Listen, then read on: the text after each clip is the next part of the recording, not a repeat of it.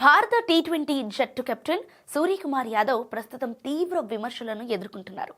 T20 ఫార్మెట్లో అతడి batting form క్షీణించడం ఇప్పుడు అంతా చర్చనీయాంశంగా మారింది. గత 20 ఇన్నింగ్స్లుగా సూర్యకుమార్ ఒక్క టీ20 మ్యాచ్లో కూడా అర్ధశతకం చేయలేకపోయారు.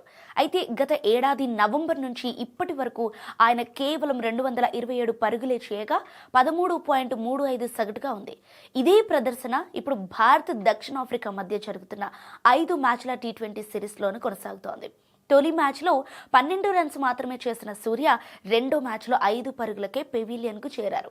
ఈ నేపథ్యంలో కెప్టెన్ సూర్యకుమార్ యాదవ్ పాత్రపై తన యూట్యూబ్ ఛానల్లో మాజీ భారత క్రికెటర్ ఆకాష్ చోప్రా మాట్లాడుతూ, మీరు జట్టు కెప్టెన్ అయినా సరే కెప్టెన్ పని కేవలం టాస్ వేయటం, బౌలర్లను నిర్వహించటం లేదా వ్యూహాలు రచించటం మాత్రమే కాదు, టాప్ 4లో బ్యాటింగ్ చేసే ఆటగాడిగా మీ ప్రధాన బాధ్యత పరుగులు చేయటమే అన్నారు.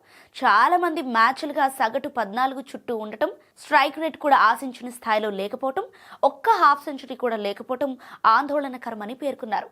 అయితే సూర్యకుమార్ కెప్టెన్సీపై తనకు ఎలాంటి సందేహాలు లేవని ఆకాష్ చోప్రా స్పష్టం చేశారు.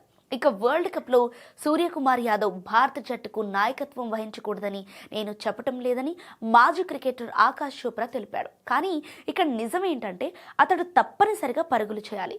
2026 ఫిబ్రవరి మార్చిలో భారత్ శ్రీలంక వేదికలుగా జరగనున్న టీ20 ప్రపంచ కప్ను దృష్టిలో పెట్టుకుని టాప్ ఆర్డర్లో బ్యాటింగ్ చేసే ఆటగాళ్లు నిలకడగా పరుగులు చేయటం అత్యంత కీలకమన్నారు.